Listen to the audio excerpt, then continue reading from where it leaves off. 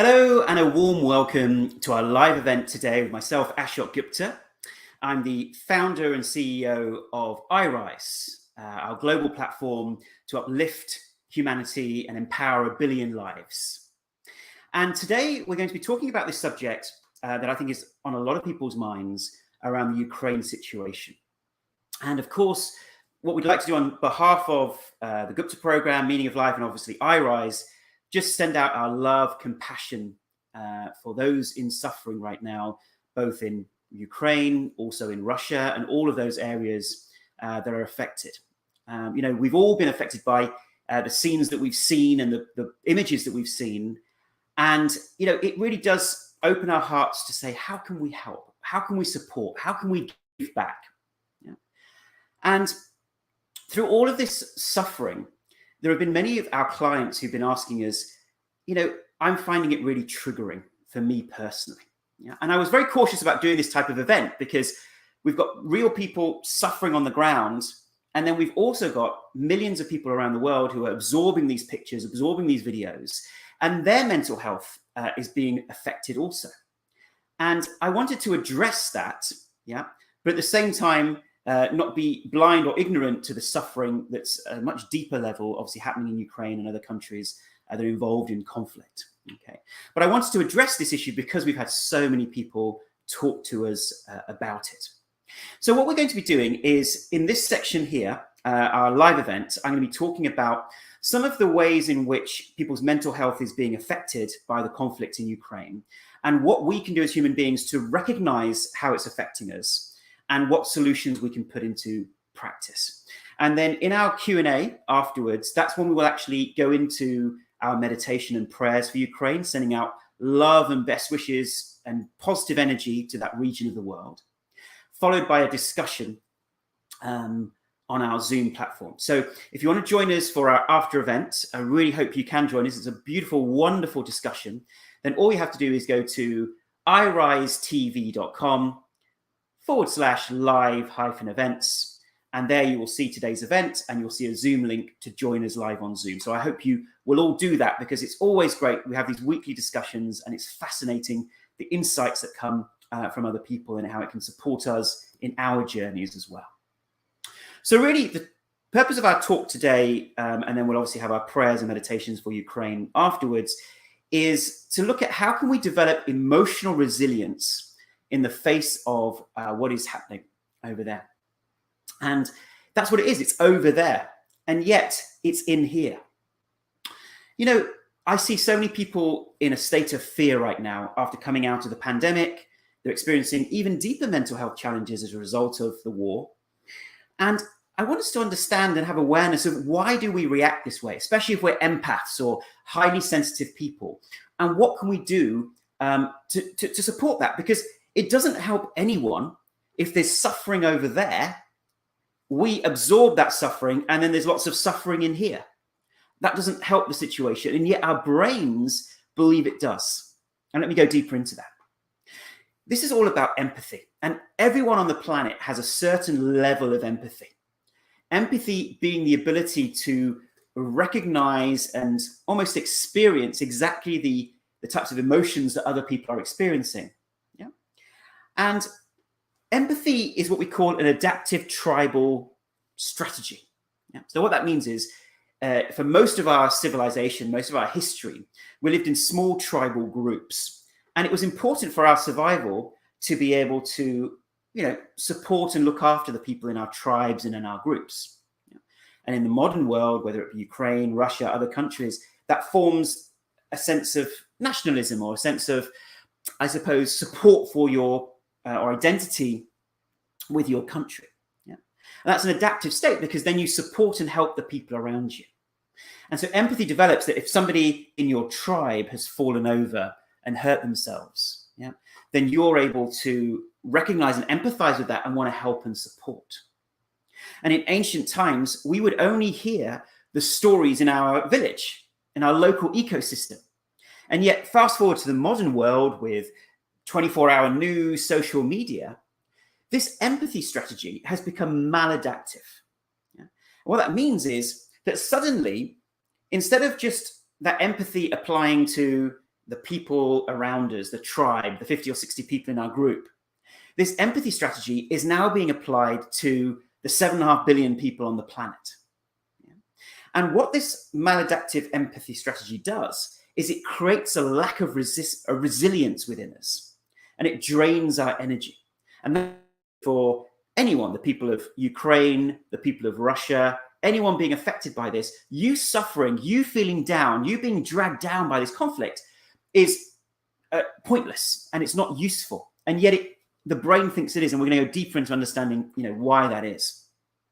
So we absorb these images, we absorb these videos, and a sense of resistance comes up in us. We want to fight the situation, we want to change the situation. And unfortunately, when we have that resistance to what is so, and we want to fight, although that is a very valorous state of being, it also grows the problem and the issue in our minds, and that's where we send energy. That's where our energy goes. And of course, that depends on your beliefs about manifestation, etc. But even if you don't have that belief, we know that it drags down our energy, and we grow the problem through that maladaptation, that negativity, that fear, that concern, creating even depressive feelings within us. A study showed that just 14 minutes of watching the news creates increased anxiety and sadness within us. Isn't that just crazy? Just 14 minutes of watching the news. Now, is that really what we want? Is that something that's going to benefit anybody? Yeah. And so how do we expect to have peace on earth if we don't have peace in the mind, or our mind is in pieces? It is about recognizing that everything is energy. The situation is energy. Our own inner turmoil is energy. And if we see an external event and it creates more turmoil within us and a lack of inner peace, all we're sending is that kind of vibration around us, that kind of negativity around us. And so how do we develop this resilience in the face of calamity? And this is not just relevant for us, it's relevant for people on the ground in Ukraine, in Russia, all of these different countries who have been impacted by this. And I emphasize Russia as well, because, it has been shown that many people in Russia, we don't know if it's the majority or not, actually are opposed to this particular situation and are finding it really challenging. And look at how they're being impacted by the sanctions, the challenges and the negativity that's coming into their lives. And we also send our love and prayers to those people as well. Yeah. So this maladaptive empathy strategy, how it might be affecting us with not just the Ukraine war, but so many different situations. Let's look at the beliefs that might be causing it. One of those beliefs is worrying is caring. Right? If I worry, then I honor what people are going through, rather than just forgetting about it and being ignorant of it. Yeah. And sometimes we feel guilt if we're not caring, and therefore getting dragged down by the negativity of what we're seeing. And this encourages what we call doom scrolling. Yeah. Are you doing this right now, where you watch the news and then you'll scroll through social media and then you'll look at the news headlines and you'll read more and more articles, and it's almost addictive, because actually the unconscious brain thrives on that kind of drama, that kind of, there's almost kind of a voyeuristic aspect to it. Now, I'm not saying be ignorant. I'm not saying ignore what's going on. We keep ourselves informed. But how much are you going beyond that and actually indulging some of these parts of our brain, especially the amygdala? So the amygdala is our worry center, our emotional center. And our amygdalas can be triggered when we hear about not just negative events in our own lives, but negative events around the world. And once it's triggered, it can then create a haze or a cloud in our minds, which makes us think that the situation is much worse than it actually is. Yeah? Now, of course, that's not to once again undermine what's going on. This is a terrible situation that's going on in Ukraine right now. There's no understating of that. But worrying isn't caring. And lots of people do that when someone dies. When someone dies, obviously there's a natural grief process that people go through, but they almost feel like, I'm not allowed to be happy now. I'm not allowed to get on with my life, because that's dishonoring the person. Yeah? And that belief system is something that we can become aware of and see, is that useful and conducive and actually even true, to my life? So some of the solutions here in terms of letting go of that belief that worrying is caring is to stop that doom scrolling. Yeah. and let go of absorbing too much news. When we said this when we did our events on COVID, of course, and especially videos. So us as human beings, when we read something, there's an element of observer position there. Yeah? So I would advise, if you're going to read about what's going on in the world, read about it. Yeah? The moment you start looking at images and videos, if you are a highly sensitive person or you are an empath, what that can do is, once again, it gets you emotionally charged much more than reading about it. And it can then create triggering of the amygdala, draining your energy, creating a huge amount of negativity, yeah, and making you have a distorted perception of the world around you. Yeah, so let's stop that doom scrolling. So number one, the unconscious beliefs around this maladaptive strategy is worrying is caring. The second one is, I can control this. Yeah. Now, the nature of our brains is we find a challenge or a problem. It triggers an emotion within us. It might be fear, anger, guilt, shame. Yeah. And that is a cue for us to do something about it, to then reduce the experience of that emotion. Yeah. So the amygdala says, let me create an emotion which is uncomfortable so that you are activated to go and do something about it.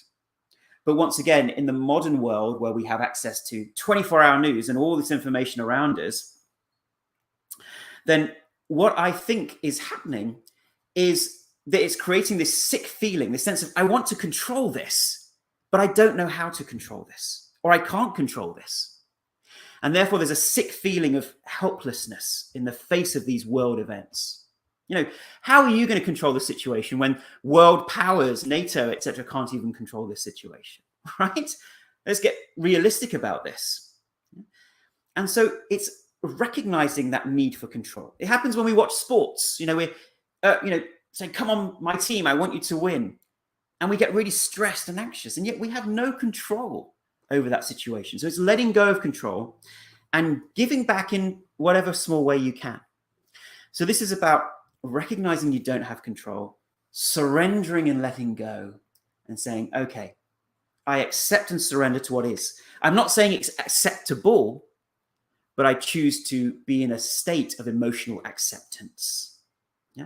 Do we see the difference? Acceptance versus it's acceptable. So we have a place of acceptance and we surrender to what is so, knowing that we don't have control. And when we recognize that and we deeply entrain that within our nervous system, we can begin to let go. And then from that stronger place, we don't drain our energy. Instead, we can do things. Yeah. Perhaps it's donating money in whatever way. And I found that, really powerful, just to feel like you're being able to do something, or donating clothes, or organizing something that feels that you can make an influence, but you can't control the situation. Yeah. The third thing that I see around me is this fear of the future. That, this means that there's going to be World War III and all of this. None of us can predict the future of what will happen. And yet, there's what we call Darwinian contingency planning that goes on in this ancient brain of ours, in the amygdala, in the limbic system. This Darwinian contingency planning says, we don't know what the future holds, so let me plan potential futures so I can have contingencies. Yeah. And once again, you can see that that's a fantastic strategy when you're living in a village and all the news that you get is from the people around you. But when you're exposed to, the global news, what is the global news? Sit you down at whatever time you watch the news at 9 o'clock in the evening. And what we're going to do is tell you about all the worst, most awful things that have happened in the world for about 15 to 20 minutes. And then you always say, have a good night's sleep. Enjoy your evening. Well, you just sat there and you just told me all the worst things that are happening around the world. So once again, it's maladaptive. It's like your brain is trying to create contingencies and future scenarios that it can protect against. But that isn't relevant in a global 24-hour news environment. Yeah, does that make sense? And so once again, we've got to stop living in that pretend future. Because if you start visualizing, but if this happens and that country does this and this country does this, you are projecting and imagining that in your brain. And your brain and your body create the same experience, the same stress hormones, as if it's real and it's actually happening. Your brain can't tell the difference between what's real and what you've imagined, right? And we know that from so many aspects of psychology. And therefore, let's not project into the future. Let's keep ourselves in the present moment, surrendering to what is so, strengthening our own internal system, and then doing whatever we can to give back. Fourthly, some of us may be triggered in terms of our past trauma, in terms of violence or authority figures. And if you are noticing that, it's very important that you work with a therapist or coach to support you and help you through that, because violence can trigger past memories. Yeah? And once again, the solution here is to reduce your exposure to imagery and videos of what is going on. Yeah? And instead, focus on keeping yourself abreast of the situation and aware. This isn't ignorance or shutting out, but what is going to keep you calm and centered. And finally, I want to talk about this very important point, which is people see this as a sea change in global politics, global geopolitical situations that we've endured over the last whatever number of years. Yeah? And really, it's understanding that there has always been conflict on this planet. There always will be conflict on this planet. We have come through so many different conflicts, and we will come through this too. And yet when we're in the midst of it, it doesn't feel like that is true for us. Yeah? There's lots of conflicts going on even now that you don't really hear about, or we don't really hear about. There's civil wars going on in Africa right now. There is the conflict in Yemen. There are wars going on in Asia, the ongoing conflict in Palestine. These are all things that have continually been part of the human experience and will be in the future. But because this Ukraine situation has just had more exposure, it feels like it's the end of the world, right? But actually, conflict has always been there. When we recognize that and accept that, it becomes easier. And connected to that, it's recognizing that so many people say to me, Ashok, I wouldn't bring a child into this world. What a terrible world that we live in. It's just, I just wouldn't do it. And once again, this is a distorted perception. Yeah, it's like putting those sunglasses on. This is where human psychology meets modern technology. And that's often some of the challenges we have in social media as well. That our human psychology has that Darwinian contingency planning, planning the future to protect ourselves, as well as how the brain and the mind default to worry. So the mind defaults to worry. And so then we see all these terrible things going on around us, and we have exposure to this 24-hour news cycle, which means telling us all the worst things around the world, and then it makes us feel like this is the worst time to be alive on the planet. Things are so bad. Like, how are we going to bring children into this environment? And we start catastrophizing. And I think it's really important to be aware of this, because what anthropologists tell us is that actually right now, as bad as things feel, this is the best time to ever live on the planet. Our life expectancy is double what it was, even 100, 150 years ago. Most countries benefit from democratic processes which weren't there before. Most of us have access to good healthcare and amazing education and facilities and the internet, where we have access to all this knowledge. And yet there's a cognitive bias in our brain because of the news influx that this is the worst time to ever be alive, the worst time to ever be on the planet. And it's recognizing, let's be grateful for what we do have. Sometimes we romanticize the past and the past was so good and everyone lived happily, and actually that's not the truth. And let me show you a couple of charts on that. Before I do, I'd love for you to share this on your social media, because we know there are millions around the world who are being affected, and mental health is being affected by the situation in Ukraine. And many people who are empaths or highly sensitive people, I think, could really benefit from this knowledge. So please do share this on your social media with friends and family. Do like and comment. And once again, just in 10 minutes or so, we'll be going live on Zoom as part of our iRise events. So all you have to do is go to irisetv.com and there click on live events, and you can join the Zoom link. And we're going to have a meditation and prayers for Ukraine and a discussion together. It's just going to be really, really experiential and powerful, people sharing how they're dealing with the situation. So hope you can join us for that. So I'm going to share with you a couple of charts, if I may. Let's see if this works.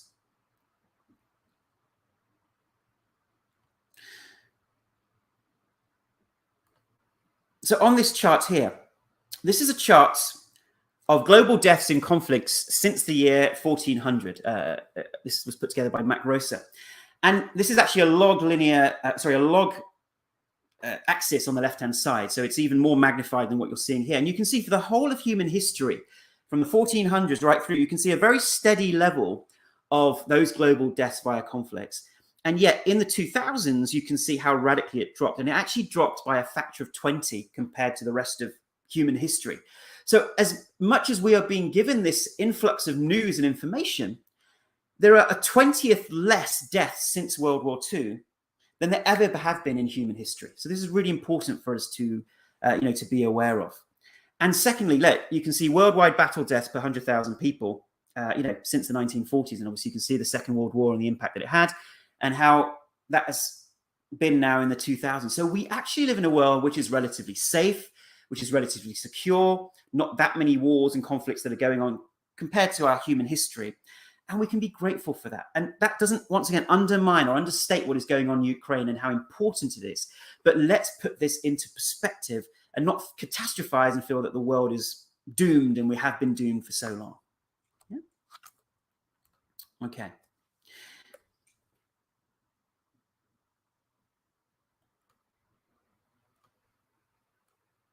So what are the solutions that we can experience here? So we've already talked about how we want to develop our resilience in the face of global events. Yeah, this is important not just for COVID, not just for the Ukraine war, but anything that happens in life. Yeah.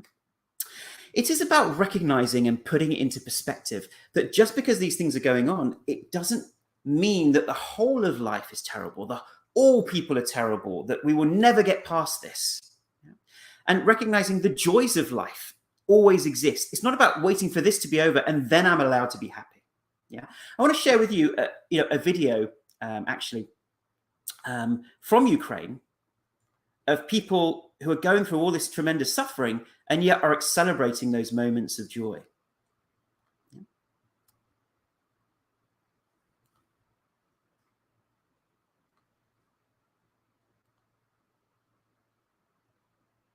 And this is a video of a girl singing in a bomb shelter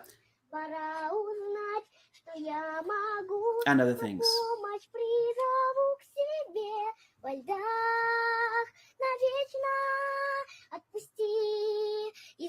And she's singing Let It Go. We actually sang that at one of our events.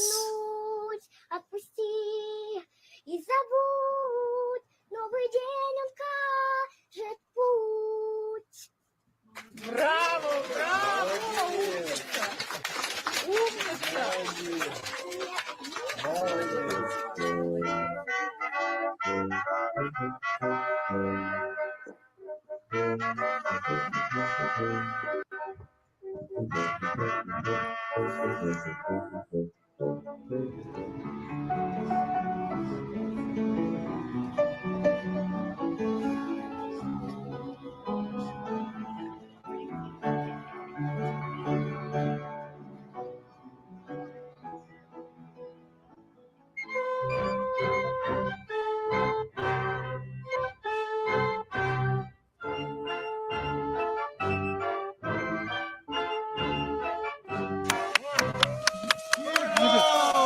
Будь ласка, візьміть. Так, вручайте.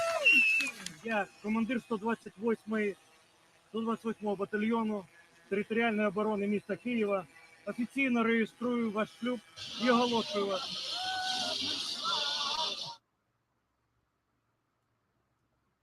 Okay. And that clip was courtesy of the BBC there. And look, don't worry, be happy. These amazing people who are going through tremendous suffering, even they were able to find those moments of joy, those moments of peace, and not think that the whole world is bad, the whole situation is bad, but find that inner strength, that inner resilience. And if they can do it, we can do it too. It was Jesus who said, take the speck out of your eye, take the dirt out of your eye and see the world for the love and the amazing, incredible, positive things that are happening all around us. Yeah. And some of this is around the grief cycle, that many of us are in this grief cycle where we are in this shock and denial of what is going on. There's a confusion, there's numbness, there's anger at what's going on. And I see a lot of people feeling really depressed and detached around it. And we move along this grief cycle to gradually get to that place of acceptance. Yeah.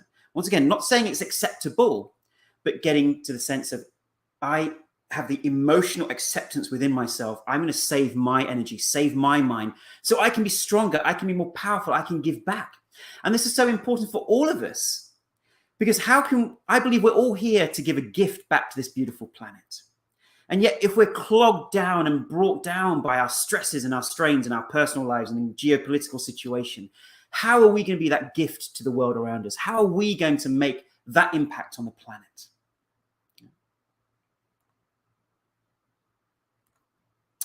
So how do we deal with this situation? So I've talked about shifting those beliefs that are creating this maladaptive empathy strategy. Yeah, and thank you to the Gupta program coaches, because this was a little brainstorm we had with the Gupta program coaches. So they contributed some of this information and their personal experiences. So thank you to all of them, not just my content here, and other people that obviously have shared, Jess, our marketing manager, other friends of mine.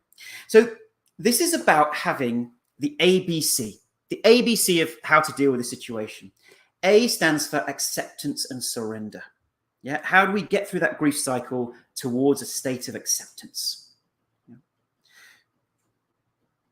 And that's something that we're going to discuss in our Zoom call, our discussion straight after this event. You once again go to iRiseTV.com, go to our live events tab and click on the Zoom link there for this event, and we'll be discussing this. And for me, it's about having a philosophy.